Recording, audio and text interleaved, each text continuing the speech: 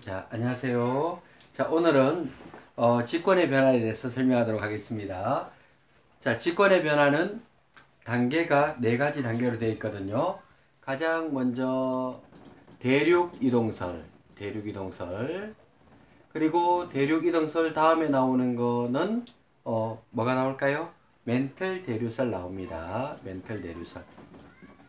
자, 그 다음 멘틀 대류설 다음에 나오는 거는 무엇일까요? 해저 확산. 그렇죠. 해저 확장설이 나옵니다. 해저 확장설 다음에 진짜 마지막으로 뭐가 나올까요? 반구조. 그렇죠. 판구조론이 나옵니다. 그렇게 해서 오늘은 요 네 단계에 걸쳐 가지고 천천히 설명하도록 하겠습니다. 자, 그러면 옛날 사람들이 뭐라고 생각했느냐 하면, 자, 처음에 대륙이동설을 주장했는 사람이 베게너라는 과학자입니다. 베게너라는 과학자는 처음에 대륙이 크게 한 덩어리로 붙어 있었다라고 생각했거든요. 그래서 그 붙어 있는 대륙의 이름을 초대륙이라고도 하고, 다른 말로 판게아라고도 합니다. 그죠? 그래서 고생대 만렵까지는 대륙이 붙어 있다가 중생대에 접어들면서 대륙이 떨어졌다라고 얘기를 했거든요. 그러면서 이제 이 베게너라는 과학자가 네 가지 증거를 제시를 합니다. 그럼 시험에는 당연히 이 네 가지 증거가 나오겠죠. 그죠? 그래서 그 네 가지 증거에 대해서 오늘은 완전히 암기를 해 두는 것이 중요합니다. 그 첫 번째로 증거가 뭐냐 하면 해안선 일치죠. 해안선 일치 같은 경우는 아메리카 대륙하고 그 다음에 아프리카 대륙이 붙어 있다는 뜻입니다. 그죠? 근데 여기서는 정말 중요한 게 동쪽과 서쪽이 중요하거든요. 그러면 아메리카 대륙의 어느 쪽? 동쪽. 아프리카 대륙의 어느 쪽? 서쪽. 그렇죠? 그러니까 자, 보시 바랍니다. 아메리카 대륙의 동쪽 해안과 그 다음에 아프리카 대륙의 서쪽 해안, 이 두 개가 붙어 있다라고 생각했거든요. 그럼 시험에서는 요거 동자하고 서자하고 싹 바꿔버리면 헷갈릴 수 있잖아요. 그죠? 그래서 그걸 잘 이용해서 시험에서 일부러 바꿔서 많이 내거든요. 그러면 어느 쪽이 서쪽이 정확하게 외워야 되잖아요. 그죠? 그래서 보면 아퍼서, 그렇죠. 아프리카 아퍼서, 그렇죠. 아프리카가 서쪽 해안이고 그 다음에 아메리카는 아메동, 그죠? 아메리카는 동쪽 해안입니다. 아퍼서 꼭 외워놓으셔야 됩니다. 그러면 안 헷갈려요. 자, 그 다음에 두 번째 증거로서는 화석상의 증거를 들 수가 있습니다. 화석상의 증거. 물론 여기서 화석이 보면 뭐 메조사우루스, 글로시옵테리스 이런 화석들이 나오는데, 화석상의 증거라는 게 뭐냐 하면 화석이 자, 두 대륙이 있습니다. 그죠? 아프리카 대륙하고 아메리카 대륙하고 이렇게 있으면 이 두 대륙이 여기 있는 화석하고 여기 있는 화석이 거의 같은 화석이 발견이 된 거예요. 같은 화석이 발견됐다는 것은 과거에 이 두 대륙이 붙어 있었다는 증거가 되는 거 맞겠죠. 그죠? 그래서 화석상의 증거가 두 번째로 나옵니다. 그리고 세 번째 증거로는 지질 구조의 연속성이라는 게 나와요. 지질 구조의 연속성은 두 대륙을 붙여보니까 산맥과 산맥이 연결이 되더란 말이죠. 근데 지금은 이제 끊어져 가지고 떨어져 있는 겁니다. 그러면 산맥이 연결된다는 것은 과거에 두 대륙이 붙어 있었다는 증거가 되겠습니다. 그리고 네 번째는 빙하의 흔적이에요. 마찬가지로 빙하 대륙을 모아보니까 현재 빙하가 존재하는 곳들이 모아져서 한 곳에 이렇게 뭉쳐지거든요. 그렇다는 것은 과거에 대륙이 붙어 있었다는 증거입니다. 그럼 네 가지 증거를 외워야 된다 그랬죠. 그죠? 해안선 일치, 화석상의 증거, 그리고 빙하의 흔적, 지질 구조의 연속성, 네 가지 외워야 되거든요. 그렇죠. 근데 문제는 뭐냐 하면 그때 당시에 증거 자료는 네 가지를 제시했는데, 그러면 대륙이 움직였으면 왜 움직였을까? 그거를 밝혀야 되는데 베게너가 그 내용에 대해서는 말을 못했어요. 왜 움직였는지. 그래서 베게너의 대륙이동설이 영 시들해졌거든요. 그러다가 왜 움직였는지 주장했는 사람은 바로 홈스라는 과학자가 멘틀 대류 현상에 의해서 움직였다라고 주장을 하게 됩니다. 멘틀 대류라는 게 무슨 말이냐면, 자, 실험으로 보도록 하겠습니다. 어떤 냄비가 있어요. 냄비에 물이 차 있고 여기에 나무도막 두 개가 떠 있는데 밑에서 불을 막 지펴요. 그죠? 그러면 뜨거워진 물이 이렇게 대류 현상을 일으키는 거 맞죠? 그죠? 그러면 물의 대류 현상에 의해 가지고 위에 떠 있던 나무도막 두 개가 양쪽을 이렇게 이동하겠죠. 그죠? 그래서 나무도막이 이동하는 원인이 바로 물의 대류 현상 때문이다 라는 겁니다. 그것처럼 지구도 가에 있는 판이 있다 그러면 판 아래쪽에 멘틀이 있는데 멘틀도 물론 고체 상태예요. 그죠? 고체 상태인데 일부가 용융이 되어서 움직이는 거예요. 그러면 일부가 움직이면서 대류 현상을 일으키게 되면 천천히 위에 있는 대륙이 함께 움직인다는 뜻입니다. 그렇게 해서 멘틀 대류설에 의해서 대륙이 실제로 움직였다라고 이렇게 학설을 주장한 겁니다. 학설입니다. 그죠? 그 다음에 해저 확장설이라는 게 뭐냐면 지금의 대서양 바다에 대한 이야기입니다.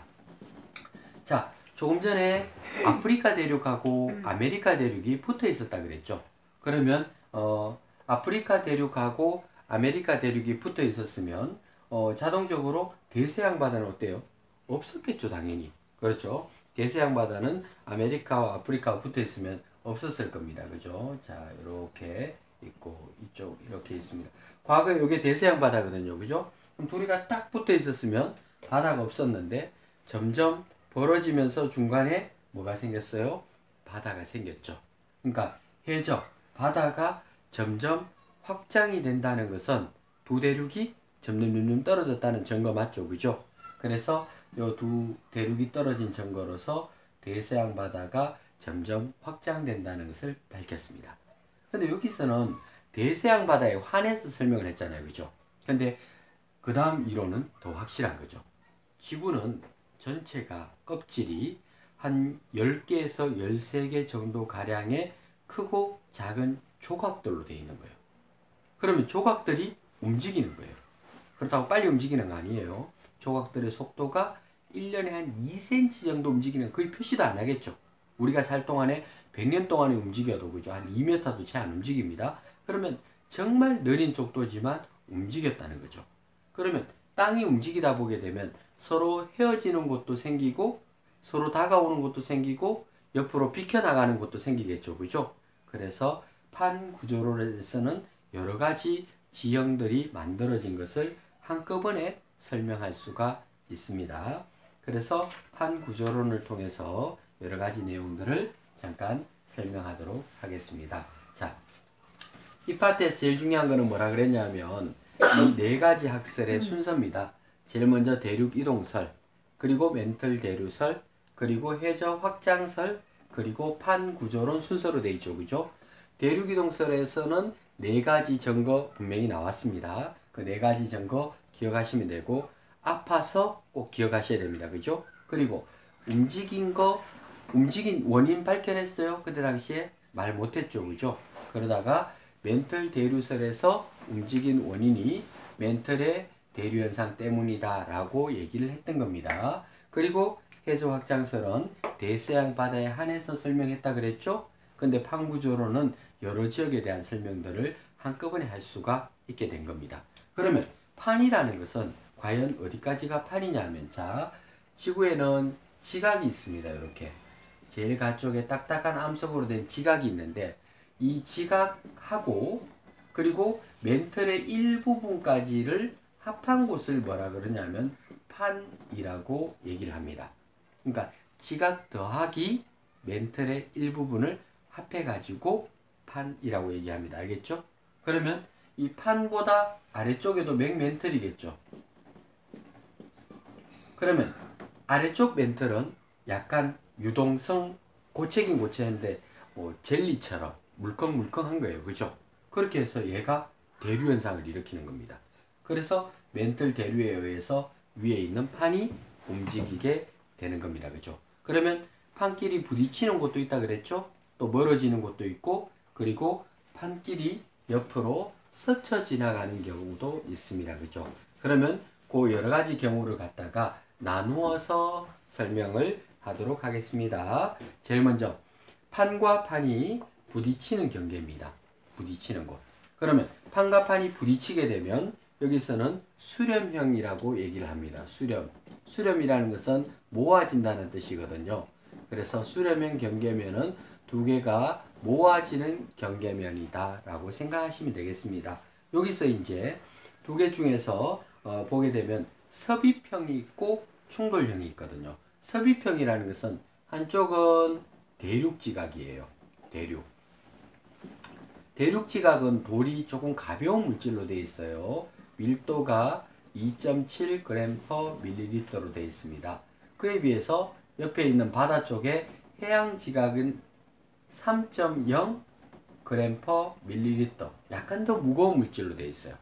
그러면 가벼운 물질과 무거운 물질이 충돌을 하죠. 다가옵니다. 그럼 당연히 밀도가 높은 해양지각이 아래쪽으로 파고 들어가겠죠.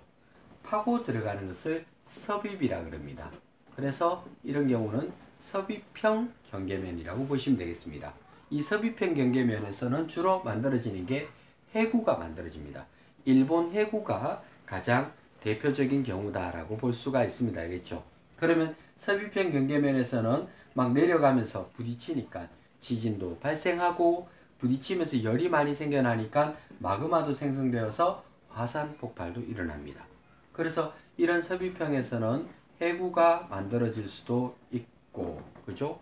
호상 열도도 만들어질 수 있어요. 그래서 일본 옆에서 만들어졌기 때문에 일본도 열도라고 그래요. 그래서 결국 일본 자리가 호상 열도 자리라고 볼 수가 있겠죠. 그리고 똑같은 수렴형인데 이번에는 섭입형이 아니고 충돌형이 있습니다.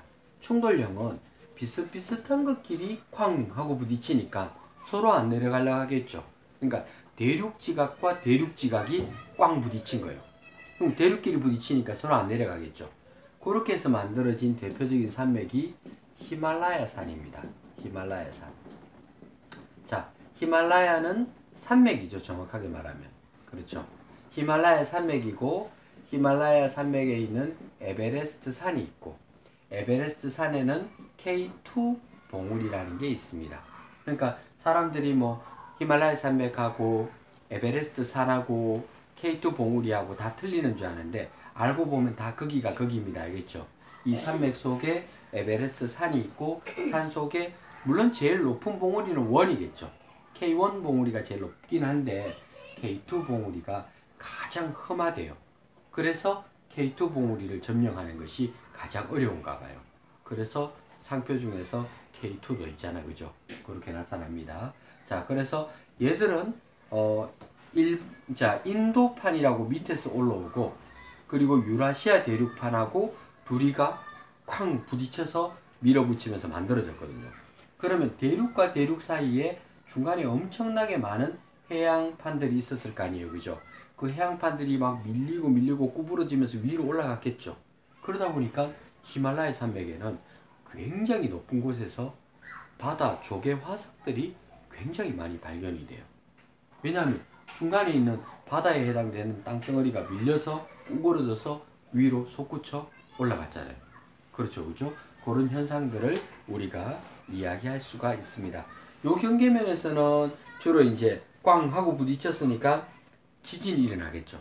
그렇지만 화산 활동은 일어나지 않습니다. 아까 섭입형은 파고 들어가면서 막 녹이고 해서 마그마가 생성되면서 화산 활동이 활발했죠. 근데 여기서는 충돌만 꽝 했기 때문에 지진은 발생하지만 화산 활동은 일어나지 않습니다. 그리고 두 번째, 이번에는 발산형, 멀어지는 경계면에 대해서 알아보도록 하겠습니다. 멀어지는 발산형 경계에는 가장 대표적으로 해령이라는 것이 있습니다. 발산형 경계면. 자, 바다 속에 보게 되면 이렇게 바다 속의 땅입니다. 여기 바닷물이 이렇게 있어요. 그러면 마그마가 대류 현상에서 이렇게 솟구쳐 올라오는 곳이 있죠. 그죠? 올라오는 곳은 이렇게 올라와서 양쪽에서 헤어지는 거 맞죠? 그래서 양쪽으로 헤어지니까 발산이라 그러죠. 그럼 발산인데 바닷속에서 만들어지는 고갯마루라고 해서 해령이라고 이름을 짓습니다. 해령. 그러면 여기서도 마찬가지 내려가면 마그마가 올라오겠죠. 그럼 올라오는 마그마가 식으면서 새로운 땅들이 막 만들어지겠죠. 어쨌든 마그마가 올라오니까 화산 활동이 있죠. 이동하면서 막 흔들리니까 지진도 있겠죠? 결국 여기서도 지진과 화산 활동이 함께 활발하게 일어납니다. 대서양 중앙해령이라든가 동태평양 중앙해령이 여기 해당됩니다. 자, 그 다음에는 이제 보존형 경계면. 자, 보존형이라는 것은 뭐냐면 옆으로 가는 것도 아니고 부딪히는 것도 아니고 그냥 옆으로 스쳐 지나가는 거거든요. 스쳐 지나가는 거. 그런 경우를 보존형 경계면이다. 이렇게 얘기하고, 보존형 경계면에서는 가장 대표적인 경우가 변환단청이라고 있습니다. 변환단청. 요거는 이제 미국의 산 안드레아스 단청이라고 위치해 있죠. 그럼 거기서 이제 땅이 옆으로 스쳐 지나가죠. 얼마 전에 이 산 안드레아스 단청에 대해서 영화도 나왔죠. 거기서 뭐 지진이 막 9.6 일어난다는 가상하에 나왔었습니다. 그죠? 그럼 그 영화처럼 여기서는 지진이 엄청나게 일어날 수가 있는 겁니다. 물론 여기서도 화산 활동은 없습니다. 지진과 화산 활동이 함께 일어나는 것은 발산형, 그죠? 그 다음에 섭입형 두 가지가 있었습니다. 그죠? 지진만 일어나는 경우는 충돌형하고 보존형하고 그렇게 두 가지가 있습니다. 그리고 전 세계 지도에서 위치 찾는 것이 돼야 됩니다. 자, 유라시아 대륙이 있습니다. 유라시아 대륙에서 인도판이 여기 와서 올라와서 부딪혔죠. 그럼 요 경계면은 아까 충돌형 배웠었죠. 그죠? 그 다음에 우리나라가 있고 일본이 있으면 일본 동쪽에 뭐가 있어요? 일본 해구가 있습니다. 그죠? 그 다음에 미국이 이렇게 있죠. 그죠? 그 다음에 이쪽에는 대서양 바다가 있죠? 대서양 바다에는 뭐가 있다? 해령이라는 것이 있어요. 그 다음에 미국 쪽에 보게 되면 여기에 산 안드레아스 단청 여기 있죠. 그리고 밑에 남아메리카 쪽에 보게 되면 칠레 뭐 이쪽에 나라 있는데 있죠. 여기서도 안데스 산맥. 안데스 산맥도 충돌에 의해서 만들어집니다. 알겠죠? 그래서 요거 위치 외워놔야 됩니다. 해령 위치, 보존형 경계면, 그죠? 변환단청, 일본 해구, 그리고 요 위치 같은 경우는 히말라야 산맥, 충돌형 맞죠? 그죠? 그러니까 누가 어느 위치에서 일어나는지를 정확하게 알 필요가 있습니다. 자, 그 다음에 화산대와 지진대에 대해서 하면 내용이 거의 다 끝나가요. 자, 보면 판의 경계면 자리에 빙 둘러가면서 이게 지진이 많이 일어나겠죠. 그래서 이걸 불의골이라고 하는데요. 여기서 지진이 많이 태평양 바다죠. 태평양 바다 가장자리 경계면에서 지진과 화산 활동이 활발하게 일어나고 있거든요. 여기를 환태평양 지진대라 그래요. 환은 둥글 한자죠. 그죠? 그러니까 태평양 가장자리에서 일어난다 라는 뜻입니다. 그렇죠? 그래서 이런 것들을 많이 봤습니다. 요즘 우리나라에 지진이 자주 발생하죠. 특히 경주 지역에 보게 되면 많은 지진들이 발생하고 또 여진도 발생합니다. 보통 이제 지진이라는 것은 판의 경계면에서 많이 일어나거든요. 그래서 일본 쪽은 경계면에 위치하다 보니까 지진이 원래 많이 발생했죠. 그에 비해서 우리나라는 그 해구에서부터는 좀 안쪽으로 떨어져 있어서 안심 놓고 있었죠. 근데 요즘 들어서 그 지진들이 점점점 많이 발생하기 시작하고 있는 겁니다. 그죠? 그래서 그 원인들에 대해서 밝히려고 노력도 하고 막 하고 있잖아요. 그죠? 그래서 어쨌든 이 판의 경계면에서 지진들이 많이 발생한다라고 알고 있으면 되겠습니다. 그리고 이 파트에서 시험 문제에 가장 나올 만한 건 역시 처음에 나왔던 대륙 이동설, 백앤의 증거 자료들, 그런 것들 시대 순서에 따라서 누구 거 이런 것들이 있죠. 그죠? 그런 순서대로 암기를 하시면 될 것 같습니다. 그렇죠? 자, 오늘은 여기까지 하고 마치도록 하겠습니다.